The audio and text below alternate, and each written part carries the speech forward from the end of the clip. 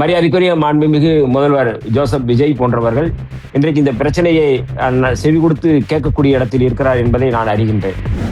அந்த வகையில் மே 18 அன்று தமிழீழ விடுதலை கனவோடு மாண்டு மடிந்த எமது மாவீரர்களுக்கும் பொதுமக்களுக்கும் வீரவணக்கம் செலுத்தும் வகையில் தமிழ்நாடு அரசே இந்த துயரத்தில் பங்கெடுத்து அந்த நினைவை கூறப்பட வேண்டும் என்று.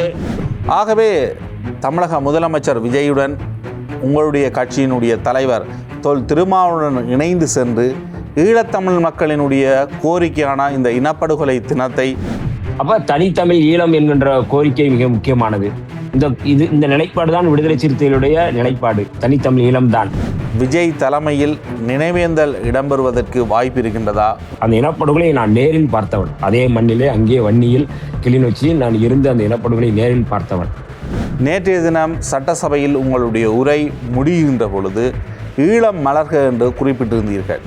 ஒரு சின்ன குழந்தை இறங்கி திரும்ப ஓடுகிறது, அந்த வீட்டுக்குள் ஓடுகிறது. ஓடும்பொழுது ஓடி என்ன ஏதோ மறந்துட்டு போயிட்டாங்க உங்களுக்கு, என்ன எடுத்துட்டு வர போறாங்க அப்படின்னு சொல்லிட்டு நான் நின்று பார்த்துட்டு இருந்தேன். வீட்டுக்குள்ள அவங்க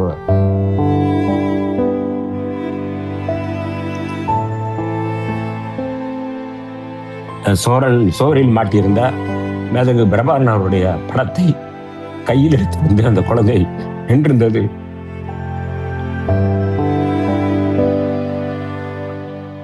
அது இன்றைக்கும் எனக்கு மிகப்பெரிய வழியை ஏற்படுத்துகிறது. ஏன்னா ஒரு இனத்தினுடைய தலைவன், இனத்தினுடைய அடையாளத்தை ஒரு குழந்தை வந்து அதை தூக்கி செல்கிறது, காப்பாற்றுகின்றது, அந்த அடையாளத்தை சுமந்து செல்கிறது என்பதை பார்க்கும் பொழுது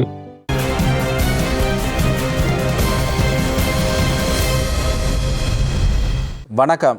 இது களம், மாற்றத்துக்கான குரல். முள்ளிவாய்க்கால் நினைவேந்தல் வாரம் தற்பொழுது அனுஷ்டிக்கப்படுகின்றது. நேற்றைய தினம் தமிழக சட்டசபையில் ஈழத்தமிழர்கள் விடயத்தை விடுதலைகள் சிறுத்தைகள் கட்சியினுடைய சட்டமன்ற உறுப்பினர் வன்னியரசு அவர்கள் உரையாற்றியிருந்தார்.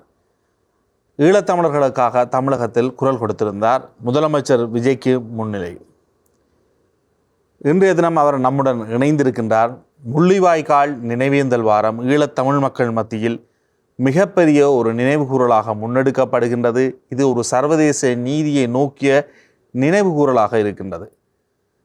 ஈழத்தமிழர்கள் இந்த முள்ளிவாய்க்கால் நினைவேந்தலை இனப்படுகொலை தினமாக தமிழக சட்டசபையில் நிறைவேற்ற வேண்டும் என்ற ஒரு கோரிக்கையை முன்வைத்திருக்கின்றார்கள்.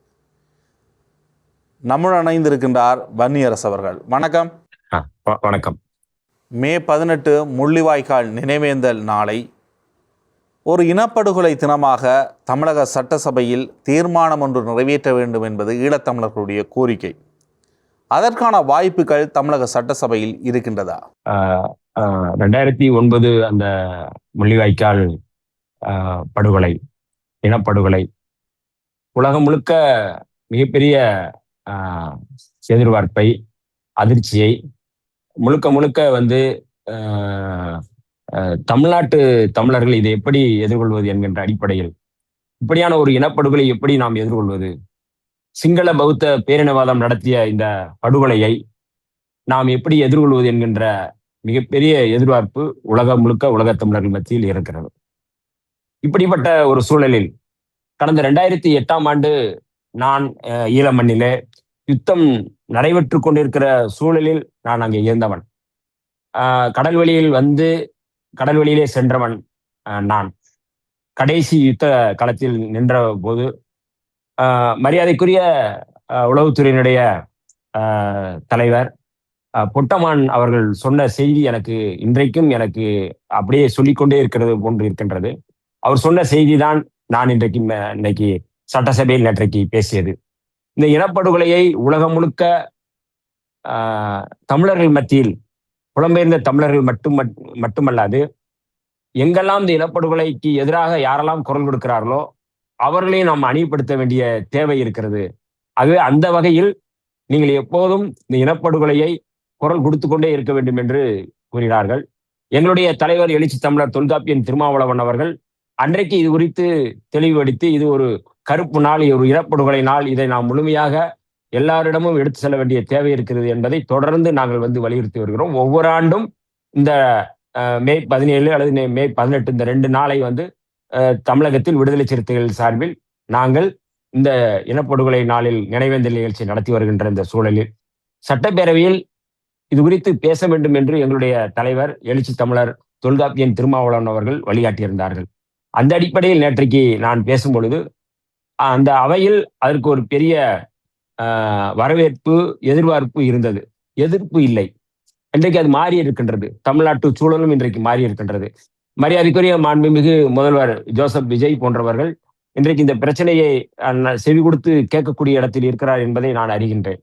ஆகவே இந்த நேரத்தில் இந்த சூழலில் நாம் பேசுவது உலகம் முழுக்க இந்த இனப்படுகொலை நாளை முன்னெடுப்பது, சிங்கள பௌத்த பேரினவாதத்தை அம்பலப்படுத்துவது, முழுமையாக தனித்தமிழீழ கோரிக்கையை முன்னெடுப்பது என்கின்ற அடிப்படையில் தான் நான் அதை பேசினேன்.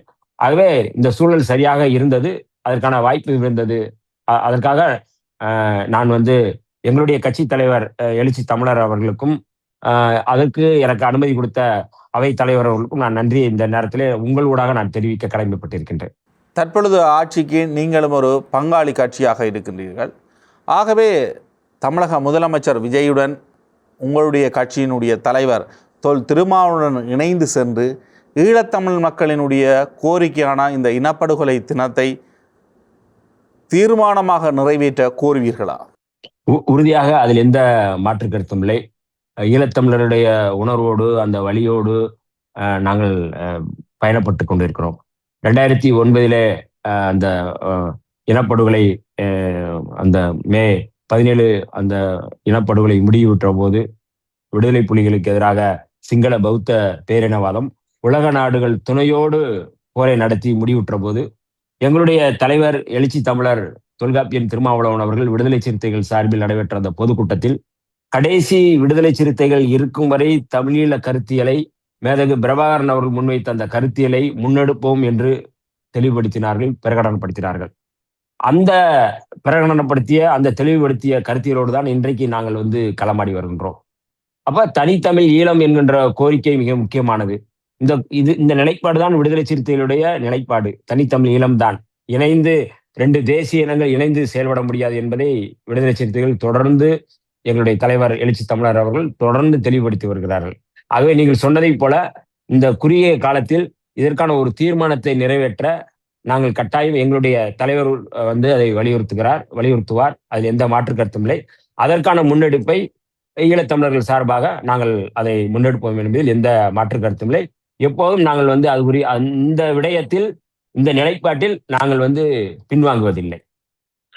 தமிழக முதலமைச்சர் விஜய் தலைமையில் நினைவேந்தல் இடம்பெறுவதற்கு வாய்ப்பு இருக்கின்றதா? உங்களுடைய கட்சியினுடைய திட்டம் எதுவாக இருக்கின்றது?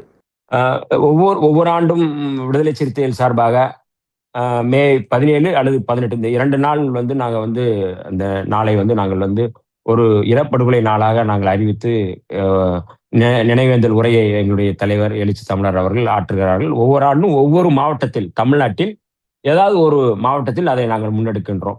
அதே போல மாவீரர் நாள் நிகழ்வையும் தமிழ்நாட்டில் ஏதாவது ஒரு மாவட்டத்தில் நாங்கள் மிகப்பெரிய அளவில் நாங்கள் நிகழ்வை நாங்கள் நடத்துகின்றோம். மாவீரர்களுடைய நினைவை நாங்கள் முன்னெடுக்கின்றோம். இன்றைக்கு தமிழ்நாடு அரசு சார்பாக இதை முன்னெடுக்க வேண்டும் என்று புலம்பெயர்ந்த தமிழர்கள் தொடர்ந்து விடுதலை சிறுத்தைகள் எங்களுடைய தலைவர்களிடம் வலியுறுத்தி வந்தார்கள். அது குறித்து கடிதமும் அனுப்பியிருக்கிறார்கள். இது ரொம்ப முக்கியமான ஒரு முன்னெடுப்பாக யூத இனப்படுகொலையை உலகம் முழுக்க அந்த இனப்படுகொலை குறித்து எல்லோரும் பேசுகிறார்கள். யூத இனப்படுகொலை குறித்து அது குறித்து இன்றைக்கும் அது வருத்தப்படுகிறார்கள், பேசுகிறார்கள். ஆனால் இவ்வளவு மோசமான ஒரு இனப்படுகொலை கண்முன்னே இந்த நூற்றாண்டில் நடைபெற்றிருக்கிறது. தமிழ் உறவுகள் இவ்வளவு மோசமான ஒரு இனப்படுகொலையை நாம் சந்தித்திருக்கிறோம். அந்த இனப்படுகொலையை நான் நேரில் பார்த்தவன். அதே மண்ணிலே அங்கே வன்னியில் கிளிநொச்சியில் நான் இருந்து அந்த இனப்படுகொலை நேரில் பார்த்தவன். ஆகவே இந்த படுகொலை உலகம் முழுக்க அதை ஏற்றுக்கொள்ளக்கூடிய சிங்கள பௌத்த பேரினவாதம் ராஜபக்சே அந்த சகோதரர்கள் நடத்திய அந்த தலைமையிலான அரசுக்கு இந்திய ஒன்றிய அரசும் ஆதரவு கொடுத்தது, உலக அமெரிக்கா ஏகாதிபத்தியமும் ஆதரவு கொடுத்தது, எல்லா நாடுகளும் ஆதரவு கொடுத்தது. ஆகவே இந்தியாவினுடைய துரோகத்தின் அடிப்படையில் தான் இந்த இனப்படுகொலை நடந்திருக்கிறது என்பதில் எந்த மாற்று கருத்தும் இல்லை. ஆகவேதான் நான் சட்டப்பேரவை உரையிலே நான் சொன்னேன், இந்தியாவின் துணையோடு தான் இந்த இனப்படுகொலை நடந்தது என்று நான் தெளிவுபடுத்தினேன். அதில் எங்களுக்கு எந்த அச்சமும் இல்லை. நாங்கள் இந்த மண்ணில் இருந்தாலும் இந்திய மண்ணில் நாங்கள் இருந்தாலும் நாங்கள் ஒரு தனித்த தமிழ் தேசிய இனம் என்கின்ற அடிப்படையில் தான் நாங்கள் வந்து விடுதலை சிறுத்தைகள் நாங்கள் செயல்பட்டுக் கொண்டிருக்கின்றோம். ஆக இப்படியான ஒரு சூழலில் சட்டப்பேரவையில் இதற்கான ஒரு அரிய வாய்ப்பு கிடைக்கும் பொழுது அந்த வாய்ப்பை நாம் வந்து பயன்படுத்த வேண்டிய தேவை இருக்கின்றது. அதை தான் மேதகு பிரபாகரன் அவர்கள் தொடர்ந்து வலியுறுத்தி வந்தார்கள். ஆக இன்றைக்கு இந்த சட்டப்பேரவையில் இது ஒரு தீர்மானமாக முன்னெடுக்க வேண்டும் என்று நான் கோரிக்கை வைத்த பொழுது அதற்கான எதிர்ப்பு இல்லை. எப்போதுமே அந்த இதுவரை நடந்த இந்த வரலாற்றில், தமிழ்நாட்டு சட்டப்பேரவை வரலாற்றில் இதுவரை யாருமே இது குறித்து யாரும் பேசவில்லை. இனப்படுகொலை குறித்தோ, முள்ளிவாய்க்கால் படுகொலை குறித்தோ யாருமே இது குறித்து பேசவில்லை. விடுதலை சிறுத்தைகள் இன்றைக்கு அதை தொடங்கி வைத்திருக்கின்றோம். இந்த தொடக்கம் வந்து தமிழ் மக்கள் மத்தியிலே, உலகத் தமிழ் மக்கள் மத்தியிலே, தமிழ்நாட்டிலே மற்ற அரசியல் கட்சிகளே இன்றைக்கு அதை வரவேற்றிருக்கிறார்கள். ஆகவே இது குறித்து இந்த மே 18 முன்பாகவே நாங்கள் வந்து ஏதாவது முடிவெடுக்க தமிழ்நாடு அரசுக்கு நாங்கள் கட்டாயம் கோரிக்கை வைப்போம். எங்களுடைய தலைவர் நேரில் சந்திப்பதற்கு கூட அதற்கான வாய்ப்பை நாங்கள் வந்து கேட்போம். ஆனால் நாங்கள் வந்து இந்த 17ஆம் தேதி எப்போதும் எங்களுடைய தலைமை அலுவலகத்தில் அதை நாங்கள் நடத்தி கொண்டு இருக்கின்றோம். இந்த 17ஆம் தேதியும் இந்த நம்முடைய இந்த இனப்படுகொலை குறித்து மிகப்பெரிய ஒரு நினைவுதல் கூட்டத்தை நாங்கள் நடத்துகின்றோம். ஆகவே நாங்கள் நடத்துகின்றோம். இதில் வந்து யாராவது பங்கெடுப்பவர்கள் எப்படி அரசு சார்பாக பங்கெடுக்கிறார்களா அல்லது தனியாக அவர்கள் ஏதாவது நடத்துகிறார்களா என்பது குறித்து இனிமேல் தான் நான் அவர்களிடம் பேச வேண்டும். பேசி கதைத்து விட்டு மீண்டும் வந்து நாம் வந்து இது குறித்து விரிவான அறிக்கையை நாங்கள் கொடுப்போம். ஈழத்தமிழர்களுக்காக பல போராட்டங்களில் முன்னின்றவர் நீங்கள். பல தடவைகள் கைது செய்யப்பட்டிருக்கின்றீர்கள். 2008ஆம் ஆண்டு தாயகத்தில் தான் நீங்கள் இருந்தீர்கள். அந்த நீங்கள் இருந்த காலப்பகுதியை நினைவு கூற முடியும்? அன்றைக்கு 2008 செப்டம்பரோ அக்டோபருக்கு முன்னாடி அக்டோபர்ல நான் வந்து அங்க வரேன். அக்டோபர் அங்க வந்த பொழுது மரியாதைக்குரிய கடல் புலி தளபதி சூசை அவர்களும் அவர்கள் ஊடாக நம்முடைய ஊடக பிரிவு சேனல் நம்முடைய சேரலாதன் அவர்கள் தான் என்னை வந்து கடலில் வந்து நடு கடலில் என்னை அழைத்து கடல் புலிகளோடு நம்முடைய இசைப்பிரியாவுடைய கணவர் ஸ்ரீராம் அவர்தான் கடல் புலிகள்ல அவர் ஒரு பொறுப்புல பிரிவுல இருக்கிறார். அவரு எல்லாரும் வந்து என்னை அழைத்து சென்றார்கள். சென்று மறுநாளே நான் வந்து நம்முடைய கடல் புலி தளபதி சூசை அவர்களை சந்தித்த பொழுது அவர் சொன்ன செய்தி இன்றைக்கும் எனக்கு வழியாக இருக்கின்றது. எம்மை அழிக்க வந்த இந்தியாவிலிருந்து வந்திருக்கின்ற வன்னியரசு வருக வருக என்று அவர் வந்து என்னை வந்து ஒரு கிண்டலும் கேள்வியாக என்னை வரவேற்றார். முன்கூட்டியே அவர்களுக்கு தெரிந்திருக்கின்றது இந்த யுத்தத்தில் நாம் அழிவோம், அதற்கு இந்தியா கட்டாயம் வந்து உறுதுணையாக சிங்கள பௌத்த பேரினவாதத்துக்கு உறுதுணையாக இருக்கும். ஆனாலும் அந்த அழிவிலிருந்து எம்முடைய தமிழ் இனம் வந்து மீட்டெடுக்கப்பட வேண்டும். புலிகள் அழிக்கப்படலாம், ஆனால் தமிழீழம் அழிக்கப்பட முடியாது என்பதை அன்றைக்கு தெளிவுபடுத்தினார்கள். நான் அங்கே சேரலாதன் வீட்டில் தான் நான் தங்கியிருந்தேன். கடைசி நேரத்தில் கிளிநொச்சியில ஒரு செய்தி எனக்கு இன்றைக்கும் வந்து அதை பார்க்கும் பொழுது கண்ணீர் எனக்கு குளமாகும். வீடுகள் எல்லாமே காலி செய்து விட்டு போய்கொண்டிருக்கிறார்கள். பக்கத்து வீடு எல்லா வீடுகளும் காலி செய்து கொண்டிருந்தார்கள். நான் அந்த சேரலாதன் வீட்டில் நின்று நான் எல்லாரும் டிராக்டர்ல மாட்டு வண்டிகள்ல தன்னுடைய உடைமைகளை எல்லாம் ஏற்றி கொண்டு போய் கொண்டிருந்தார்கள். ஒரு வீடு காலி செய்து விட்டு மாட்டு வண்டிகள் எல்லாம் ஏற்றி போய் கொண்டிருக்கும் பொழுது ஒரு சின்ன குழந்தை இறங்கி திரும்ப ஓடுகிறது, அந்த வீட்டுக்குள் ஓடுகிறது. ஓடும்பொழுது ஓடி என்ன ஏதோ மறந்துட்டு போயிட்டாங்க உங்களுக்கு என்ன எடுத்துட்டு வர போறாங்க அப்படின்னு சொல்லிட்டு நான் நின்று பார்த்துட்டு இருந்தேன். வீட்டுக்குள்ள அவங்க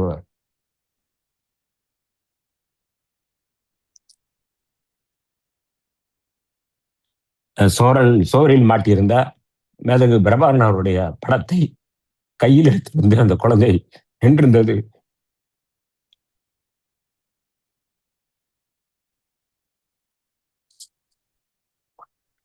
அது இன்றைக்கும் எனக்கு மிகப்பெரிய வழியை ஏற்படுத்துகிறது. ஏன்னா ஒரு இனத்தினுடைய தலைவன், இனத்தினுடைய அடையாளத்தை ஒரு குழந்தை வந்து அதை தூக்கி செல்கிறது, காப்பாற்றுகின்றது, அந்த அடையாளத்தை சுமந்து செல்கிறது என்பதை பார்க்கும் பொழுது எத்தனை பெரிய ஒரு தியாகத்தை, எத்தனை பெரிய ஒரு இன அடையாளத்தை வந்து அந்த குழந்தை முன்னெடுக்கிறது என்பதை நாம் பார்க்க முடிகின்றது. இது எனக்கு அந்த அன்றைக்கு பார்க்கும் பொழுது எனக்கு ஒரு கண்ணீர் ததும்பியது. சுவற்றில் மாட்டிருந்த படத்தை கூட, பிரபாகரன் ஒரு படத்தை கூட விட்டுவிடக்கூடாது. எதிரிடம் நான் விட்டுவிடக்கூடாது என்கின்ற அடிப்படையில் அந்த குழந்தை, சின்னஞ்சிறு குழந்தை அந்த புகைப்படத்தை எடுத்து மாட்டு வண்டியில் போன காட்சி எனக்கு நிறைய படுகொலை நிறைய நடக்குது. நிறைய நான் வந்து மருத்துவமனையில் நின்று ஒவ்வொரு இறந்து போன போராளிகளுடைய உடலை நான் எடுத்து சுமந்து அந்த கிளிநொச்சி மருத்துவமனைக்கு எடுத்து சென்றவன் தான். அப்போதெல்லாம் எனக்கு பெரிய கண்ணீர் வரும். ஏன்னா அது வீரச்சாவை அடைவோம், வீரச்சாவை எதிர்கொள்வோம் என்கின்ற அடிப்படையில் தான் அவர்கள் வந்து செல்கிறார்கள். ஆனால் இது எனக்கு மிகப்பெரிய ஒரு தாக்கத்தை ஏற்படுத்தியது. இப்படி ஒரு மகத்தான நாம் வாழ்கின்ற காலத்தில் இப்படியான ஒரு மகத்தான ஒரு தலைவன், அந்த தலைவன் வந்து இந்த இனத்திற்காக தன்னை அர்ப்பணித்திருக்கிறார், குடும்பத்தோடு அர்ப்பணித்திருக்கிறார், ஒரு விடுதலைக்காக தன்னை அர்ப்பணித்திருக்கிறார், தன் குடும்பத்தையே அர்ப்பணித்திருக்கிறார், தியாகம் செய்திருக்கிறார். அவர் நினைச்சிருந்தா என்ன வேணாலும் அவர் வந்து போயிருக்கலாம். ஒரு முதல்வர் தர்றாருன்னு சொல்லி சொல்லும்போது அவர் மேதகு பிரபாகரன் அவர்கள் ஏற்றுக்கொண்டிருக்கலாம். உலக நாடுகள், அமெரிக்க ஏகாதிபத்தியம் வந்து எப்படியாவது அதை அவருக்கு ஏதாவது செய்து திருகோணமலையோ ஏதாவது நாம் அடையலாம் என்று நினைத்தபோது கூட மேதகு பிரபாகரன் அவர்கள் அந்த துணிச்சலான உறுதியான அந்த தியாகம் இன்றைக்கும் என்னை மெய்சி நிற்க வைக்குது. அந்த மண்ணிலே நான் பார்த்தவன். இன்றைக்கு வந்து விடுதலை சிறுத்தைகள் அந்த களத்திலே செத்தாலும் பரவாயில்லை, அந்த களத்திலே நான் இருக்க வேண்டும் என்று நான் இருந்த பொழுது மேதகு பிரபாகரன் அவர்கள் நம்முடைய கடற்படை தளபதி சூசை அவர்களிடம் சொல்லி, எப்படியாவது வன்னியரசை வந்து தமிழ்நாட்டுக்கு அனுப்பி விடுங்கள், எந்த காயமும் எந்த பாதிப்பும் ஏற்படக்கூடாது, உடனே அனுப்பிவிடுங்கள் என்று சொல்லி அனுப்பிவிட்டார்கள். மேதகு பிரபாகரன் அவர்களுடைய அந்த வார்த்தை இன்றைக்கும் தமிழ்நாட்டில் நான் உயிர்ப்போடு இந்த விடுதலை கருத்திலை முன்னெடுக்க வேண்டும் என்கின்ற அந்த வேட்கை விடுதலை சிறுத்தைகள், எங்களுடைய தலைவர் எழுச்சி தமிழர் தொல்காப்பியன் திருமாவளவன் அவர்களுடைய வழிகாட்டுதல் அடிப்படையில் தான் நான் அங்கு சென்று இந்த களத்திலே நிற்கின்றேன். நான் தொடர்ந்து இந்த களத்திலே போராடுவதற்கும் எங்களுடைய தலைவர் அவர்கள் தான் காரணம். ஆகவே இந்த சூழலில் நான் 2008 அங்கு நடந்த அந்த சம்பவங்கள் இன்றைக்கும் எனக்கு வந்து கண்ணீரை வரவழைக்கிறது. கடல் வெளியிலே வரும்பொழுது கூட எத்தனையோ இடையூறுகள், எத்தனையோ பாதிப்புகள். அந்த கதையை நான் சொன்னால் 1 மணி நேரத்திற்கு மேலாகும். நான் கடலில் இறங்கி, கடற்கரையில் இறங்கி வீடு, அதாவது சென்னைக்கு வருகிற போது அல்லது வருகிற வழியில் நான் பட்ட அந்த பாடுகள், வேதனைகள் சொல்லி மாளாது. என்னோடு சேர்ந்து காயம்பட்ட ஒரு விடுதலை புலியை நான் அழைத்து வந்து அங்கே மீனவர்களுடைய கரைப்பகுதியில் அவரை தங்க வைத்து விட்டு, நான் அங்கிருந்தே கடற்கரையிலே இறங்கி அந்த கோயிலுக்கு வருவதற்கு ஒரு 4 கிலோமீட்டர் இருக்கும். நான் நடந்தே வருகின்றேன். பசி, ஒரு கடையில நின்று நான் வந்து நானே வடை எடுத்து சாப்பிட்டு பசியை தீர்க்கக்கூடிய சூழல். காசு இல்லை, பிச்சை எடுத்து ஒரு 5 ரூபாய் 10 ரூபாய் என்று பிச்சை எடுத்துதான் களத்தில் நான் நின்று